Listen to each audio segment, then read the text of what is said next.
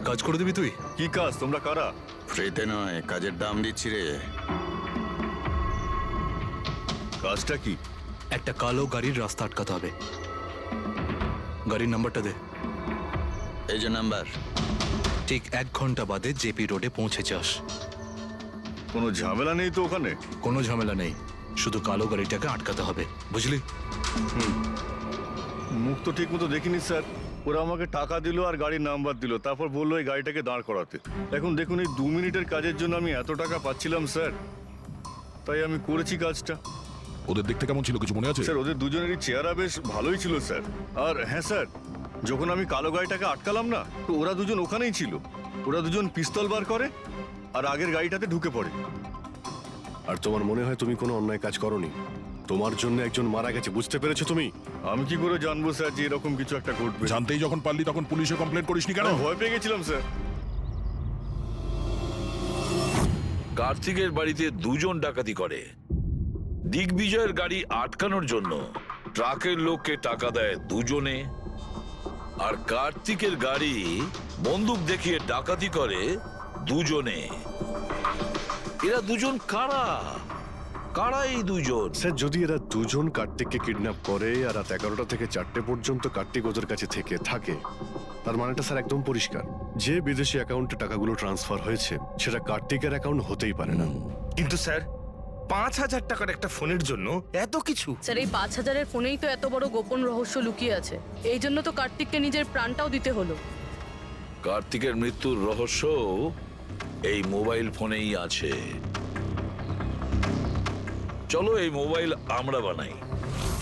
তার মানে sir?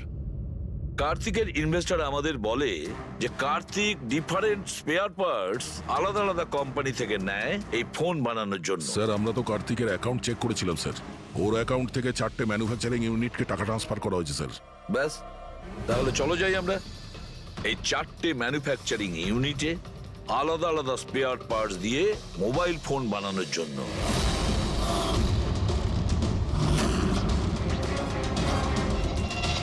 Sir, এই 3টে ম্যানুফ্যাকচারিং ইউনিট তো খালি ছিল। আপনার মনে হয় আপনি এখানে কিছু পাবেন? কেন পাওয়া যাবে না? আমরা গিয়ে দেখি ভেতরে। হ্যাঁ স্যার, মিস্টার কার্তিক কুমার আমাদেরই ক্লায়েন্ট। পি স্কোয়ার ফোনের লোক, আর ওর প্যাকেজিং এর যে বক্সটা সেটা আমরাই ডিজাইন করেছি। আর ওই বাইরে যে প্লাস্টিক বডি হয় সেটার? হ্যাঁ হ্যাঁ, ওটাই। আচ্ছা, ওই যে 5,000 ফোনের যে অর্ডার দেওয়া হয়েছিল আপনাদের, সেগুলো বানিয়েছেন? 5,000? হ্যাঁ। না স্যার, মিস্টার কার্তিক আমাদের 10 পিসের অর্ডার দিয়েছিলেন, আর সে তো আমরা কবে বানিয়ে ডেলিভার করে দিয়েছি। এটাই আমি আশা করেছিলাম, এই ধরনেরই কিছু হবে।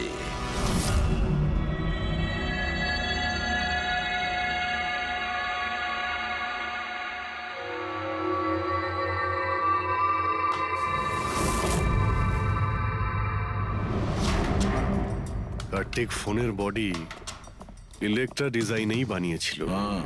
Electra design. কিন্তু স্যার, ও ফোনের বাকি অংশগুলো বানানোর জন্য একটা ম্যানুফ্যাকচারিং ইউনিট ভাড়ায় নিয়েছিল, কিন্তু ওখান থেকে কিছু বানায়নি। বানায়নি? কিন্তু স্যার, ও ফোনটা কোথাও তো নিশ্চয়ই বানিয়েছে। কোথায়? কোথাও নয় পুরবি, ফোন কোথাও বানানো হয়নি। কোথাও না মানে কি বলতে চাইছো তুমি? বস, ও ফোন বানায়নি, বরং ফোনের আলাদা আলাদা পার্টস গুলোকে নিয়ে নিজে অ্যাসেম্বল করেছে। আলাদা আলাদা স্পেয়ার পার্টস নিয়ে ও ফোনের অ্যাসেম্বল করেছে? হ্যাঁ। আচ্ছা, এটা তুমি জোর দিয়ে বলছো কি করে? হ্যাঁ বস, আমি ওইখানে একটা নয়, পুরো 11টা ফোন পেয়েছি। 11টা মোবাইল ফোন? হ্যাঁ, একটা তো কার্তিকের লাশের একদম পাশে, ওটা হয়তো ওর নিজের ফোন হতে পারে।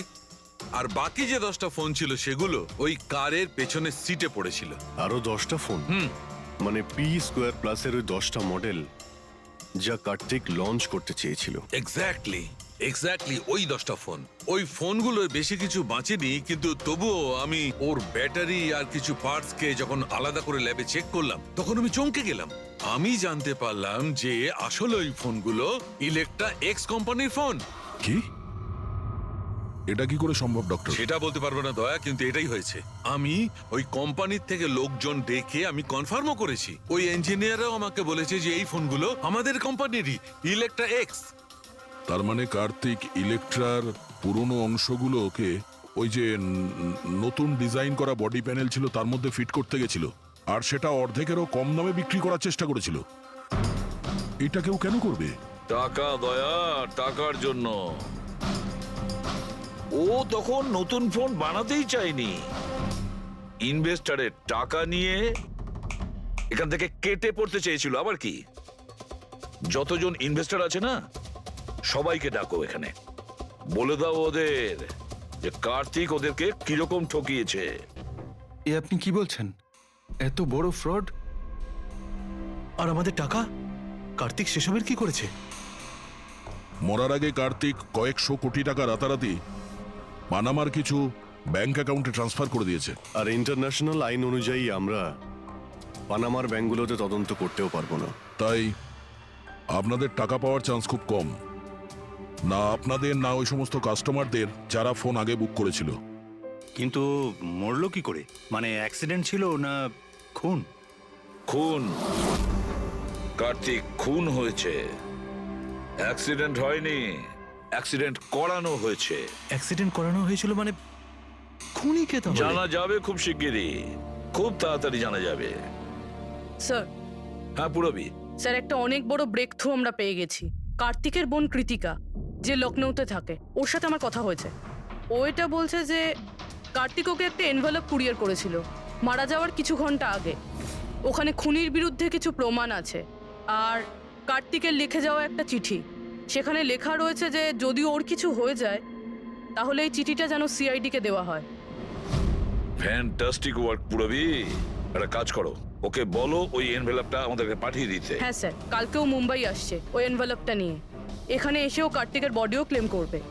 এখানে এসেই ও হোটেল রিসর্টিওতে চেক ইন করবে, আর তারপর আমাদের সাথে দেখা করবে। Hotel Resortio? Kritika? Excuse me madam, yes, আপনি কৃতিকা ম্যাডাম তো? হ্যাঁ বলুন। আমাদের সিআইডি পাঠিয়েছে আপনাকে নিয়ে যাওয়ার জন্য। ও আচ্ছা, ওকে, আসুন না আমাদের সাথে, আসুন। আমাদের গাড়িতে আসুন। ঠিক আসুন। আছে, চলুন। কোথায় গাড়ি? ওই যে গাড়ি। আরে এসিপি স্যার। ইয়েস স্যার, আপনারা যে গাড়ি ফোনটা নে। পাঠিয়েছেন সেটা পেয়ে গেছি। কি করছেন? চলো চুপচাপ, কারা আপনারা? ভিতরে আছে। কি করছেন এসব? এনভেলপটা কোথায়? কোথায় এনভেলপ? ছাড়ুন আমায়, পার্সটা দিন। জিজ্ঞেস করছি এনভেলপটা কোথায়? পেয়ে গেছেন? পাবেনও না। তুমি হাসছো কেন? পাগল হয়ে গেছো নাকি?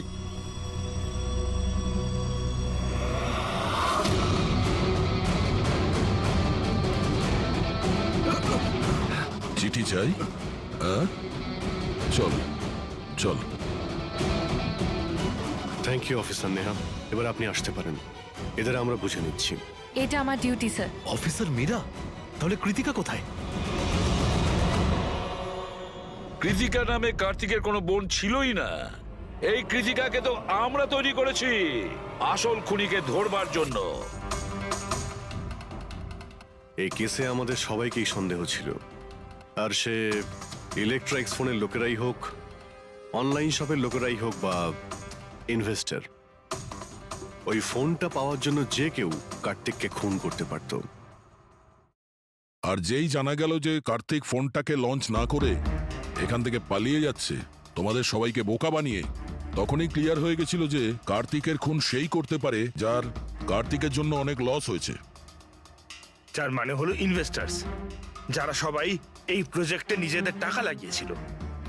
কিন্তু আপনারা তিনজন, আপনাদের মধ্যে কে সেটা যে এই খুনটা করেছে এটা জানার জন্যই আমাদের কৃতিকার নাটকটা করতে হয়েছে। এতক্ষণে শুনলেন তো আমাদের গল্পটা, এবার আপনার গল্পটা আমাদের বলুন। লুকোনোর একদম চেষ্টা করবেন না, কারণ আপনার লোকেরা আমাদের সবকিছু বলে দিয়েছে, সবকিছু। এবারে বলুন। স্যার কি বলবো স্যার? 18 বছর বয়স থেকে আমি বিজনেস করছি, আজ পর্যন্ত কখনো লোকসান করিনি। কার্তিক আমার মুখে চুনকালি মেখে দিল। সন্দেহ তো আমার প্রথম থেকেই ছিল ওর উপর। কখনো কিছু বলতোই না মুখ ফুটে, সব কিছু সিক্রেট রাখতো। আর এখানে লঞ্চিং এর দিন এগিয়ে আসছিল আর আমার টেনশন হচ্ছিল, হাই বিপি হয়ে গেছিল। আমি আমার লোকজনকে ওর ঘরে পাঠিয়ে ফোনগুলো চুরি করে নিলাম। তারপর যখন আমি জানতে পারলাম তুই কি ভেবেছিলি রে? আমার মুখে চুনকালি লাগাবি আর আমাকে ছেড়ে ছোট্ট করে এই শহর ছেড়ে চলে যাবি, আর আমি সেটা তোকে করতে দেবো, তাই না? কোটি টাকার বিজনেস করি আমি, তোকে এখান থেকে আমি যেতে দেবো না। এরকম কিছুই হয়নি। আপনি ভালো করেই জানি আমি তুই কোনো মোবাইল টোবাইল লঞ্চ করবি না। OP2 প্লাসের প্যানেল বানিয়ে আমাদের সবার টাকা আত্মসাৎ করতে চাইছিলি লঞ্চিং এর বাহানায়। এরকম এরকম এরকম কিছুই নয়। আপনি চুপ, একদম চুপ। এবার আমি যেটা বলছি চুপচাপ করবি। আমার পানামার অ্যাকাউন্টে, যেটা আমি খুলে রেখেছি, যেখানে যত টাকা আছে ওখানে ট্রান্সফার কর।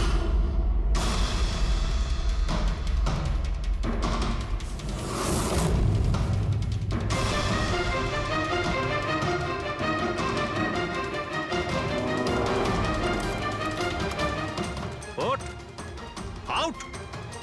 দাঁড়া, 1 মিনিট দাঁড়া। আমি ওই ফোনগুলো ওর হাতে দিয়ে দিয়েছিলাম, ভেবেছিলাম আগুনে পুড়ে সব নষ্ট হয়ে যাবে। এটাই আমার সবচেয়ে বড় ভুল হয়ে গেল, না হলে কি আমরা আপনাকে ধরতে পারতাম না? অজিত বাবু, আপনি এই ভুলটা না করলে অন্য একটা কোনো ভুল করতেন, আর আমাদের হাত আপনাকে ধরতে নিশ্চয়ই পৌঁছতো। ভুলে গেছিলেন আপনি যে আইনের হাত অনেক লম্বা হয়। কার্তিক আপনাকে ঠকিয়েছে, আর রাগের মাথায় আপনি ওর প্রাণ নিয়েছেন। এবার আইন আপনাকে সুযোগ দেবে ভেবে দেখার যে যেটা আপনি করেছেন সেটা ঠিক না ভুল করেছেন। কিন্তু এই সব কিছু জেলের গড়াদের পিছনে হবে, হয়তো যাবজ্জীবন।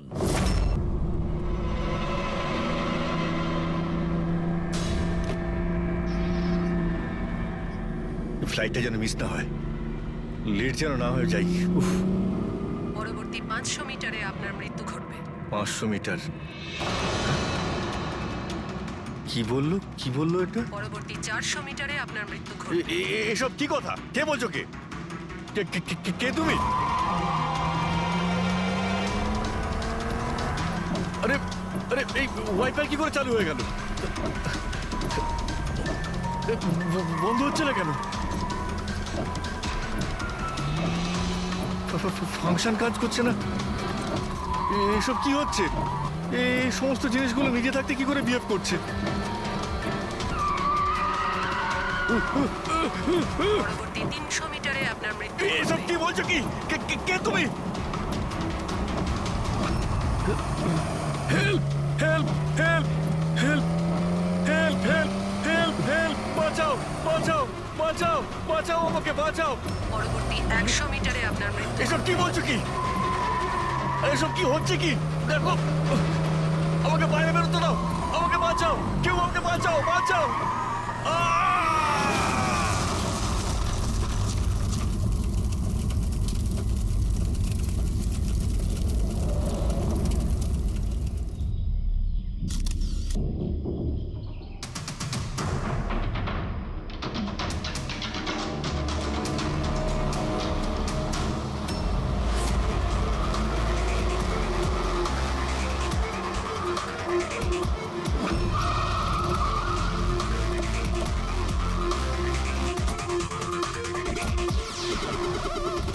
স্যার, লোকাল পুলিশ বলছে যে এটা অ্যাক্সিডেন্ট নয়, মার্ডার। একজন সাইকেল চালক এইসব দেখেছে, আর সে বলছে যখন এইসব ঘটনা ঘটছিল তখন কারের ড্রাইভার কারটাকে কন্ট্রোল করার বদলে বাইরে ঝাঁপানোর চেষ্টা করছিল, সাহায্যের জন্য চিৎকার আমার করছিল। মনে হচ্ছে এটা কোনো নর্মাল অ্যাক্সিডেন্ট নয়। যেভাবে গাড়িটায় আগুন লেগেছে সেটা মনে হচ্ছে না নর্মাল। অবশ্যই এখানে কিছু এক্সেলারেন্ট ব্যবহার করা হয়েছে। এক্সেলারেন্ট? হ্যাঁ, এটা এমন এক ধরনের কেমিক্যাল যাতে আগুনটা অনেকটা বেড়ে যায়। আমার মনে হচ্ছে ওইটাই ব্যবহার করা হয়েছে। এখানে সবকিছু বোঝা যাবে না। আমি একটা কাজ করি, এই গাড়িটাকে আর লাশটাকে ফরেন্সিক ল্যাবে নিয়ে যাই। স্যার, এই সে যে ওই অ্যাক্সিডেন্ট হতে দেখেছে। আচ্ছা, এখানে এক্স্যাক্টলি কি হয়েছিল? কি দেখেছো তুমি? এই গাড়িটাই খুন করেছিল। গাড়িটা? হ্যাঁ স্যার, এই গাড়িটা পুরো পাগল হয়ে গিয়েছিল। গাড়ির কাঁচ, ওয়াইপার আর লাইট একসাথে চলছিল, আবার একসাথে নিভছিল। এই কারটা নিজের থেকেই ছুটে চলেছিল। গাড়ির লোকটা নিজে চালাচ্ছিল না, উনি বাইরে বেরিয়ে আসতে চাইছিল, হেল্প চাইছিল চিৎকার করে, কিন্তু গাড়িটা থামেইনি। আমাকে বিশ্বাস করুন, মনে হয় এই গাড়িটার মধ্যে ভূত আছে। ভূত? হ্যাঁ স্যার, আমি নিজের চোখে দেখেছি। আমরা জানি যে তুমি মিথ্যে কথা বলছো না, কিন্তু এখানে যা কিছু ঘটেছে ওর কারণ ভূত নয়, অন্য কিছু হবে। ওটা আমরা জেনে যাব। স্যার আমি বলছি কি, প্রত্যেকদিন রাতে এখান থেকে একজন মহিলা সাদা শাড়ি পরে বেরিয়ে প্রত্যেকটা লোকেদের ভয় দেখায়। আচ্ছা, ও তোমাকে কোনোদিন কিছু করেনি? হ্যাঁ, পঙ্কজ, আসুন আসুন, আপনি যা সাহায্য করেছেন তার জন্য ধন্যবাদ।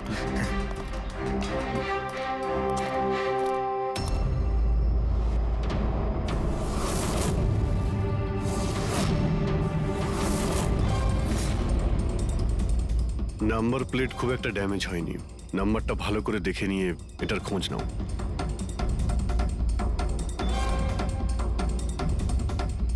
আচ্ছা দয়া, যদি গাড়িটা জোরে আসতো আর যদি খুব জোরে ব্রেক মারতো তাহলে তো টায়ারের মার্ক এখানে দেখা যেত। এখানে তো কিছুই দেখতে পাওয়া যাচ্ছে না। হতে পারে কেউ গাড়ির ব্রেকটা ফেল করে দিয়েছে। স্যার, হতে পারে ওই মহিলাই ব্রেক ফেল করিয়ে দিয়েছিল। কোন মহিলা? স্যার, ওই সাইকেলের লোকটা বলছিল না যে ওই মহিলাই। ফ্রেডি,